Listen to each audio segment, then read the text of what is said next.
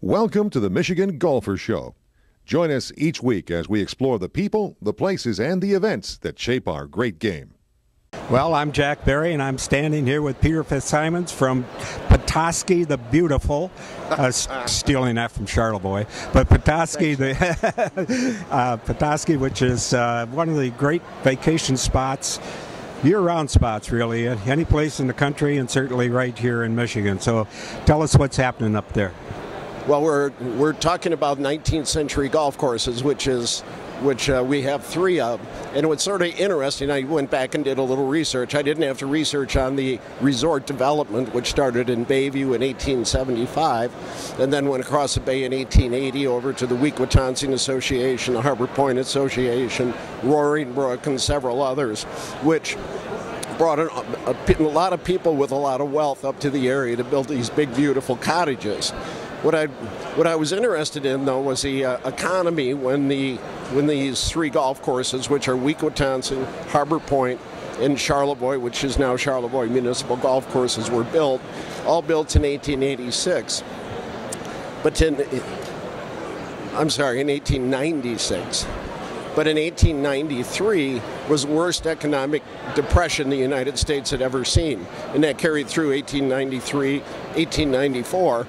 So for us to be building golf courses says something about the type of people that were calling this their summer vacation home from all over the Midwest. Well, they came up in boats, right? From Chicago and other places down south. People came from St. Louis and Cincinnati on trains and everything going up there. Well, I like to say that modern tourism was invented right here in Michigan by a gentleman called Henry Ford.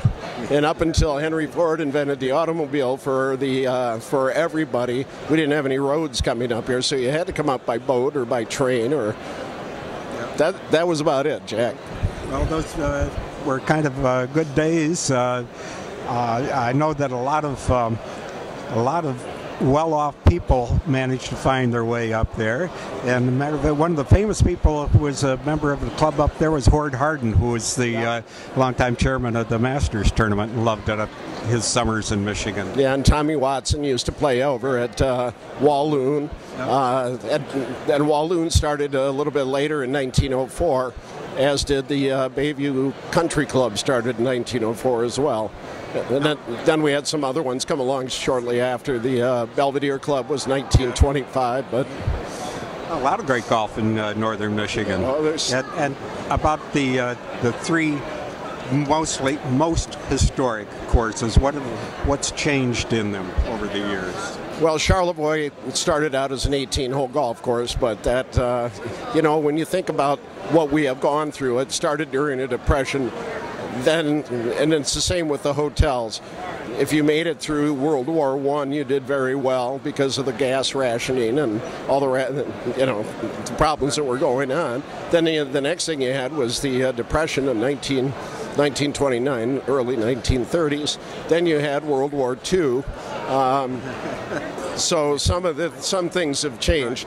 Charlevoix went from 18 holes down to 9 holes, but continued on as a golf course. Harbor Point was purchased by the Harbor Point Association in 1941 during the war, so that kept going. And Weequatonson has just kept going as Weequatonson. Well, I remember in the days that I was covering the Michigan Amateur at Charlevoix, we'd play that 9-hole course, and the highway divided it. It still does.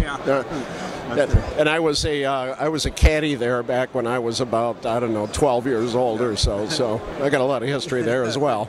Well, you're the chief historian up there, right? Sir, some things come with age. Yeah.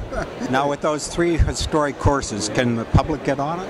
Well, Charlevoix Municipal is owned by the city, and you can play it any time you want.